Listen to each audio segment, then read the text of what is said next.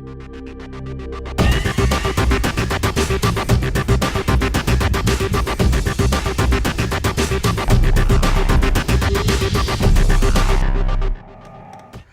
I'm Kim William Gordon, and welcome back to Mind Matters.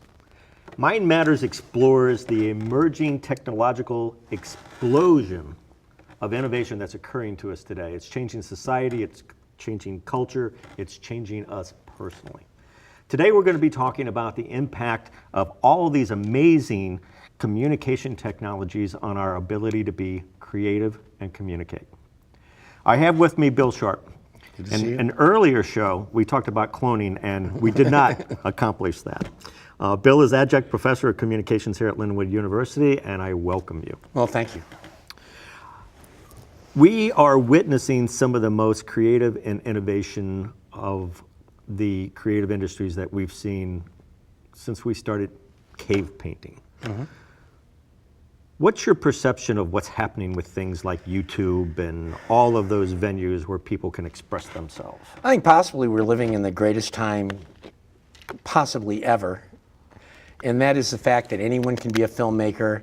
If you want to be heard as a writer, you can blog, you can go on sites and submit stuff to online magazines. You can do podcasts and be in radio to a point, or what we can, old-time radio. I think it's just anything and everything you want to do is possible. The opportunity for expression is getting geometrically increasing. It's just fascinating. And like we talked about before, is that, there's going to be, you're going to be some Shakespeare's and some Ansel Adams in photography. Always and will things, be. Yeah, always will be. Yeah. But what's good now is that even if you're not Ansel Adams or William Shakespeare, you still can be creative and provide something. There was a book called The Shack. Okay. That dealt with, a guy wrote it as a story for his children, and it got published. And it was about this guy's sort of mental version or vacation or something out to where after he had a traumatic thing happen in his life, he went somewhere and he met the Trinity. And there was a guy who was a Jewish guy who was a carpenter, a black woman who was supposed to be God the Father, and I forgot what the Holy Spirit was supposed to be or something like that. And he just wrote this for his kids, and he got it published. Now, it was a success in some circles, but what's great about it is that he left his family a legacy and something from him that he just wrote himself for them as a holiday present. And other people liked it, and they got it. It became popular. Sure, yeah. And I think that's great. It's not going to always happen, but I think that's absolutely fantastic that people get the opportunity to be creative and get their creativity seen by more than just their immediate family. Well, what's really been interesting to watch is, as I mentioned earlier, in the 1900s, if you wanted to be a photographer, you had to invest heavily. And you not only had to be a good artist, you needed to be a very competent technician. You needed to know what you were doing with chemicals. And so the photographers of those days were very valuable. They would drive around with a bug and cart and put the camera on the back, and they were very popular when they came to town. Here we are in the 21st century, and an interesting statistic cropped up, and it goes something like this. If you take all of the artwork that humanity has done since the beginning of time that we're aware of, 50, 60, 70,000 years ago, and you bring it up to the year 2004, so all the magazines we've printed, all the photography, all the film, all the videos, and you take that data set, we are now duplicating it every 48 hours. We are generating a tremendous amount of information, but what was even more curious about that article is the large majority of it is creative work. It's photography, it's artwork, it's film. So we are becoming more and more and more expressive in our ability to relate our human condition to the world at large. 15 years ago, you're walking down the street, and I have a lot of off-the-wall photos that I take with my phone. And you're walking down the street and you see a squirrel. And he's got a nut in his paws and he's chewing on it. 15 years ago, you walk by and you go, God, I wish I had my camera with me. Exactly. Now you take out your phone and you take a picture of it. Yeah. And even though, I do this all the time. I'll walk by and see something strange or something odd, and I take a picture of it. Sometimes I post it, sometimes I don't. But it's just the whole act of, I think that we have an opportunity, and I wish more people understood that they have an opportunity to express themselves more now than they've ever had before. So how do we train them? How does this work? You're a communications professor. Should students be learning more and more about self-expression through video systems and film systems? I think that you've just heard part of my spiel in my classes. Is that when I do a survey class, I start off by telling them they're living in an amazing time where it used to be you could buy a newspaper, now you can make an online newspaper. You could go to the movies, now you can make a movie. You could be on radio, now you can make a podcast that'll probably go farther if it's popular than any radio station could. Ever could. Ever could. Yeah. And so that opportunity is out there, and that they should understand that that is part of who they are. It's, they feel, in my in my media class, I have them do a project every year, because I don't think you should do a survey of media class without having them do something hands-on. So I had them do films. And we've told them to shoot it with their phone. Get a camera or shoot it with their phone. It doesn't matter. Matter of fact, Peter Carlos here at the station had said to me that he had a discussion with Hickenlooper before he passed away, that it didn't matter, what the format was. Just go out and do it.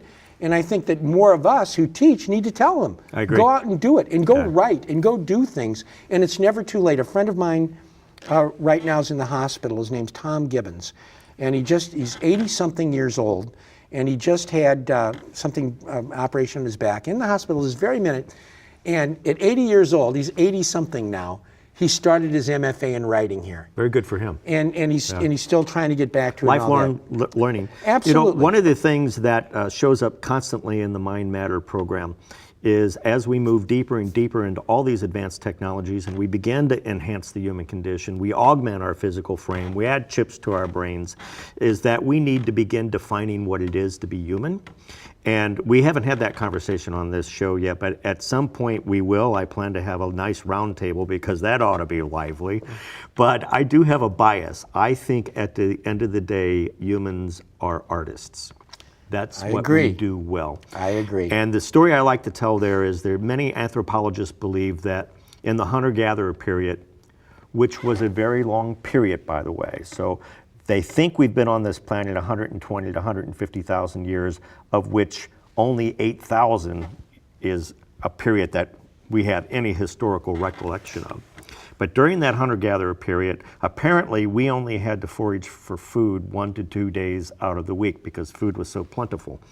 And so the question always arises, what did we do for those other 4 or 5 days out of the week? And the answer is very apparent to me. Well, we invented music. We invented art. We invented communications. We invented spirituality.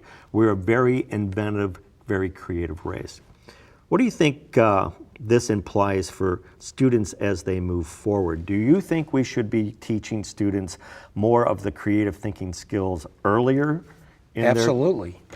I mean, absolutely. Critical thinking is one of the things that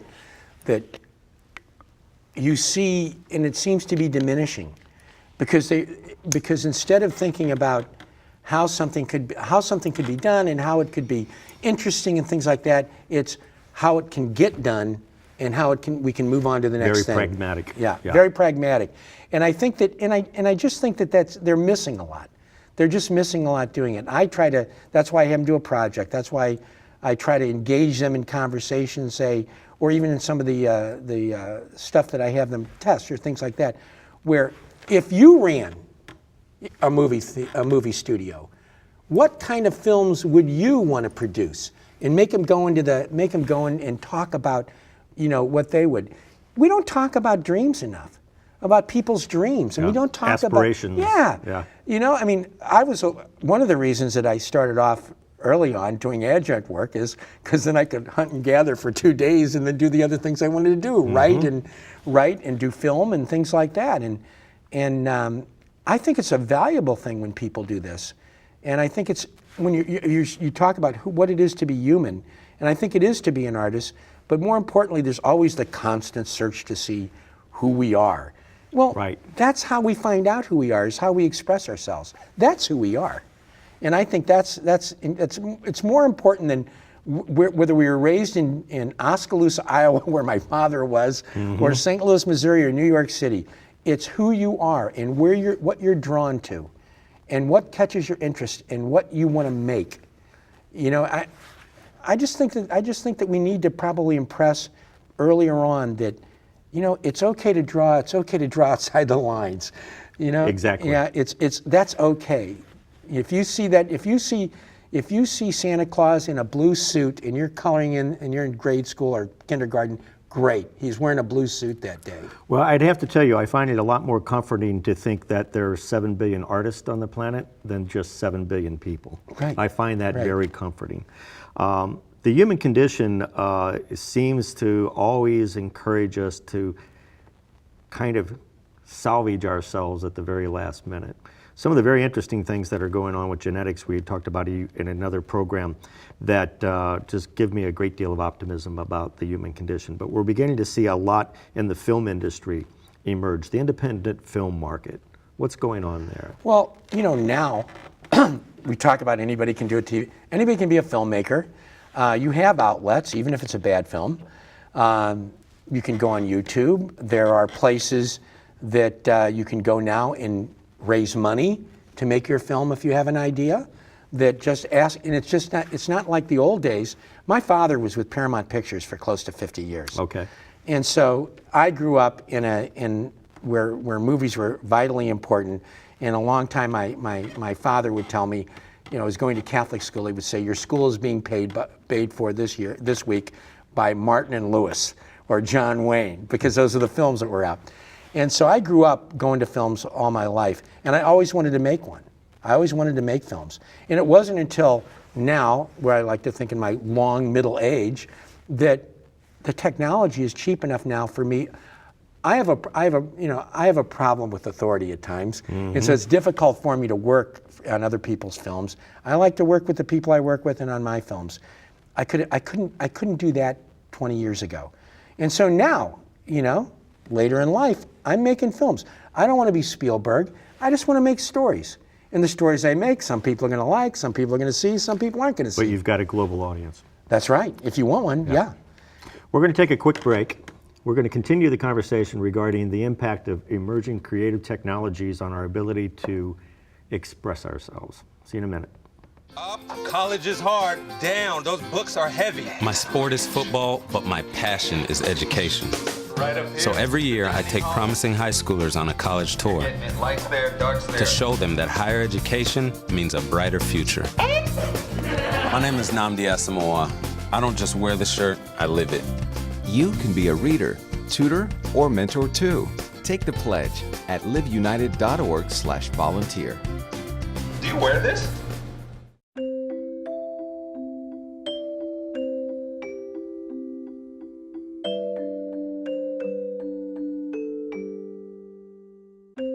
Lead paint poisoning affects 1 million children today. If you're pregnant or have young children and your home was built before 1978, you could be at risk. Learn how to protect your family.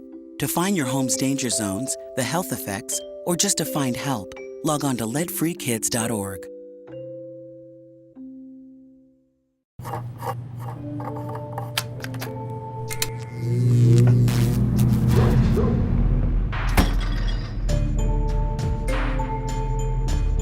Traditional light bulbs actually generate 9 times more heat than light. Switch to Energy Star light bulbs, and you'll realize just how much cash you are really burning through. Saving energy saves you money. Learn more at EnergySavers.gov. Hi, welcome back to Mind Matters. A very interesting thing occurred about 400 or 500 years ago. An individual invented something known as movable type, Gutenberg. And what happened is that suddenly it was capable for the common individual to have a reason to become literate. The simple invention of one communication technology changed our society and culture forever. There was no such thing as a university per se prior to that invention. There was no such thing as a literate population. Only 1% to 2% of the planet could actually read and write at that time. So what we're witnessing with these new technologies is a very similar occurrence, that we are providing very advanced technology and put it into the hands of individuals who suddenly are capable of expressing themselves in ways that they were never able to express themselves previously. This stuff is getting cheaper, faster, and our ability to distribute it over a global network on the internet is here and now, and that's getting cheaper and faster. What do you think happens to a world where everyone has the ability to be a filmmaker? What does that look like? It looks like a lot of bad films are going to be coming out. I'm sure that's true. No, but everybody's got a story to tell. And if thanks to Gutenberg, who, I personally think they always give the Industrial Revolution a lot of credit for the middle class. I think it was Gutenberg. I agree. Gutenberg, the one that did it, because at that time it made things accessible. And look, without the accessibility that Gutenberg gave, we don't have the society we have today. And it's got its problems, but it's not all bad. And I think with this accessibility, this new technology could make things even better. Everybody's got a story, and some are going to be better than others, and that's okay. The advent of collaborative storytelling is getting very interesting. Well, that's one of the things that I like best about it. I have a group of people that I work with when I make a film, and half of them are old guys like me, and the other half are young guys who really know the technology. And a lot of the guys are professors in the old guy group, and it's kind of interesting. We're students now. We're learning. I can see that. We're learning about the technology. And matter of fact, one young guy just sent me an email yesterday saying, "You got to look at this camera. You got to look at this camera. This may be something we want to try to get." And it had all the specs and things like that. And a lot of times I'm going, that's good. But he also had a narrative of what it could do. And all we need now is about $3,000.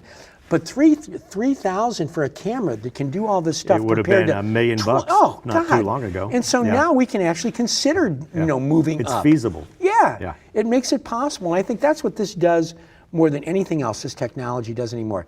It makes things possible, things that we only dreamed of before. And I think that's really important. People have to have their dreams. I think that's real important. Yeah. And I don't want to live in a world where people have no aspirations or dreams. Yeah, I think we are walking on to probably one of the most creative periods that humanity has seen since the hunter-gatherer period. Right. And that makes me very hopeful. The merging of the gaming industry into the film industry is an interesting phenomenon. Yeah, well, I deal with that in my extended family, and I'm not a gamer. I teach gaming. I have played games, but when someone talks to me about gaming, I'm usually thinking about Spider Solitaire. I'm not thinking about the other type of games, except when I'm teaching about them. And actually, the way I cleverly format that in my class, I get them to teach me about their games that they like, and I learn that way about them. I think that there are a lot of people. In one of your previous programs, you talked about. I think Andrew Smith talked about Second Life. Well, I used to say to people, Second Life is for people whose first life isn't doing well. But I think that these role-playing games, I never bought, even when I was younger, that if you played, Dungeons and Dragons, that some evil thing was going to happen to you. And these role-playing games, I don't think are a bad thing. I think it gives a person the opportunity to explore, to be creative, to maybe find other aspects of who they are. Now, I think that if you stay on a game for like 4 or 5 days in a row and miss class, that's a horse of a different color. That's a very different problem. The gaming industry takes on a whole different characteristics when you're looking at the world through Google Glass or one of the augmentation systems. Yeah. And so now you can actually play those games within the context of not only a virtual, but a real world scenario as well. So we haven't even begun to tap the creative opportunities that kind of technology is going to bring to us. Printing books, printing photographs, printing anything. Well, I think that I've done, as I mentioned to you before, I've done a survey on this, and I won't call them kids, so the students in an age group of 18 to 20, when we talk about newspapers and we talk about magazines, they're basically in agreement that those things are going to disappear as we know them. There may be the might be a shopper magazine, or maybe the magazines you can pick up or tabloids you can pick up. But basically, you can see Post-Dispatch in St. Louis is shrinking, Right. things like that. I would propose that they're going online. We're finally seeing the end of print. It might take Yeah. another 15 or 20 years for it to evaporate. You're not going to see it but anymore. we're seeing the end of And it. then you saw last year, I think it was Newsweek, stopped doing a hard copy. Exactly. Going straight to that. Digital. I think you're going to see more than that. The one holdout you hear the younger kids or people say is that they don't want to give up the books. There's something about one kid looked at me and said, "You mean Winnie the Pooh would be on an iPad? iPad. That's not the way you read Winnie the Pooh. That's not. You don't do this. You look at the pages." I wonder if that's a generational thing, though. And one of the you know? and one of the kids said, "You mean my kids won't have pop-up books?" Mm-hmm. And things. I mean, some of the things that we hold on to, and for me, and they echoed this. I like sitting in a chair. I like reading a book. I like holding the book. I like the tactile feeling of holding a book and turning pages sometimes. I have a position on media and the human infatuation and love of it. But when the internet reared its head in the early 90s, people were concerned that the internet would cause books to evaporate or different types of communication to evaporate. And my contention at that time, and I think it's been validated, is humans never throw any type of communication away. No, they don't. We will have books from here on out. We will have film from here on out. We'll invent new things, and we'll have them from here on out. One of the more exciting things in terms of my background, I came out of, when I started doing entertainment type things, I came out of theater. My dad was in film, so I certainly wasn't going to go into film in those days because he worked in film, so I'm going to work in theater. And someone told me that asked me what I thought would be really cool to produce one day. And I said, I'd like to do, and I think somebody's already done it, I'd like to do Hamlet, where Hamlet's father is a hologram. And I would just love to do that. Yeah. I mean, he's a ghost. He's a hologram. That's what he should look like a ghost. He should look like a hologram. Yeah. And those types of technologies that and when you're talking about no technology is wasted or things like that, well, look at the space program. Look at everything that we've gotten out of the space program. Yeah, it's sitting in my pocket right now. As a matter of fact. Everyday things. Yeah. I'm not, as an older guy, I'm not afraid of technology. It baffles me sometimes. Sometimes I'm a wee bit, intimidated by it. But there's something about going into it. There's something about when you learn it, there's a sense of accomplishment, particularly if you didn't grow up with it. Now, any kid now who's growing up now is 10 times better at technology than I'll ever be. Maybe 100 times, maybe 1,000 times, because they've grown up with it. What's interesting is there's a movement now at the K through 12 level that students should be learning how to code, how to write HTML. And I agree with that. I think it's just another language. Yes, and it's you learn English or Spanish or French or all the above, and then you also learn HTML.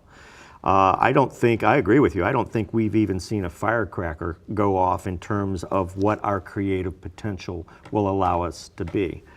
I think we're only limited by what we think we're limited by. Yeah. And when somebody, people have these discussions about should medical research be done on this because of some moral thing. My perspective, and I've shared with you, I'm Roman Catholic. My perspective is, if we were given these opportunities and these tools, to start with, by a God, then why not use them? Well, I agree. If you believe I quote that. John Lennon there. Yeah. Step on the gas, wipe that tear away. Yeah, right. Let's Exactly. get going. Exactly. I had mentioned previously in the hallway that interesting phenomena, and it doesn't relate to this, but it relates to the topic of Mind Matters, is that there is an organization called Mars One that is looking for people who want to volunteer on a one-way trip to Mars, and they already have over 78,000 people that have signed up. The human propensity for just getting out there and taking that next step to be on the very blurring edge, there's no limit to human imagination. What do you think publishing might do for us as we move forward?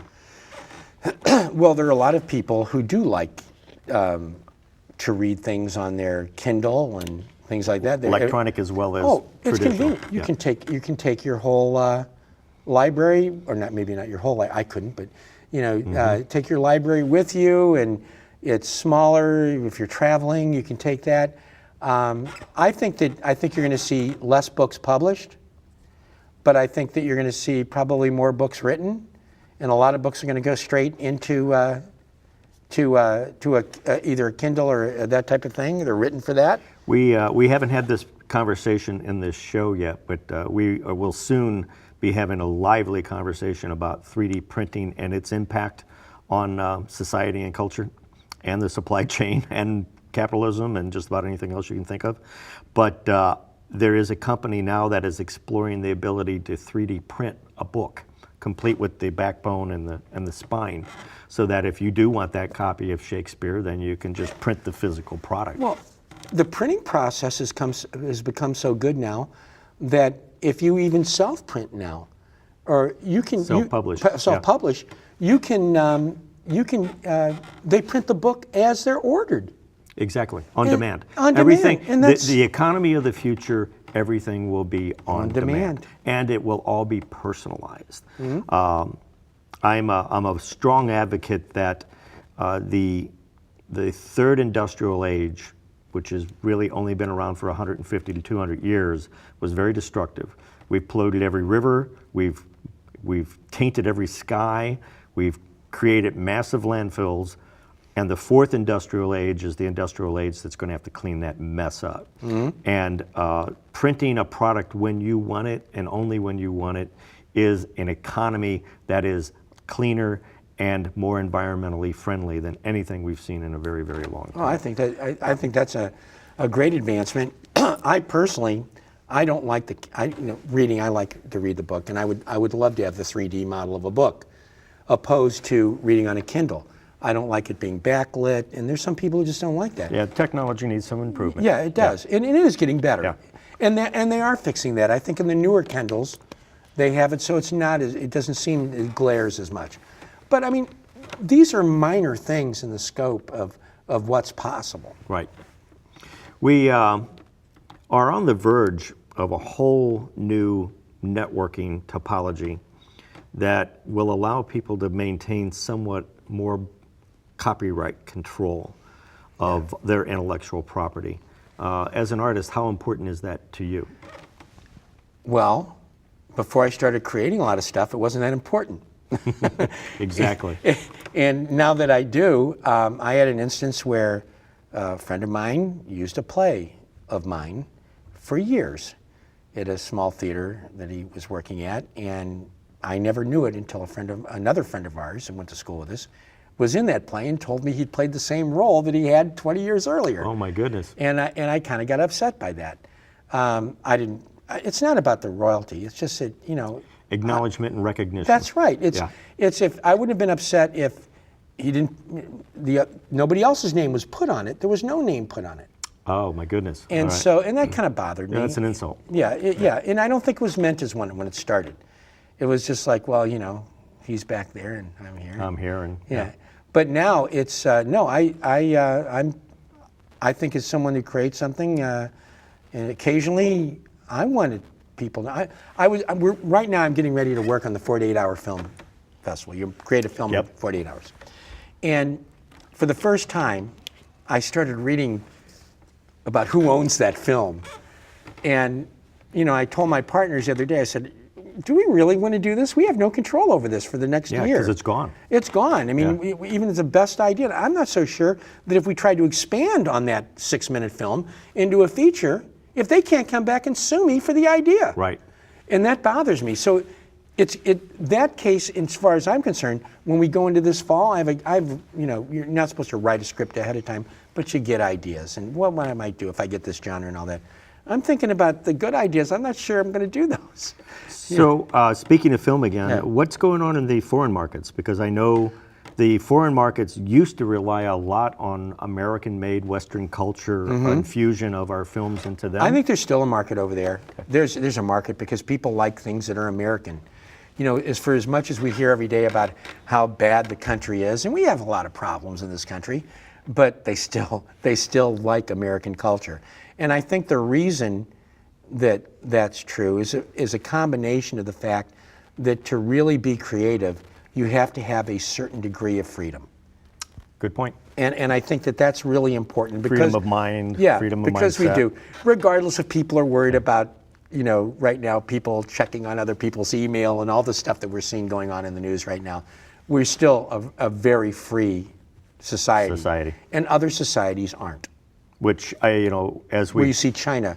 as we come to a wrap, I always yeah. like to remind people that Apple was created here, Intel was created here, Facebook was created here, Google was created here. So if anyone is really concerned that Americans have lost their creative edge, maybe we're not building cars anymore, but we are really building some fun Amazing stuff. things. And I just think that it's part of this for us to use that freedom to create things and to astound ourselves in the world. I just think. Good quote. That's Yeah. a great way to end it. I hope all of you astound yourselves on a daily basis. Look forward to talking to you again on Mind Matters. And please get engaged. This is your conversation.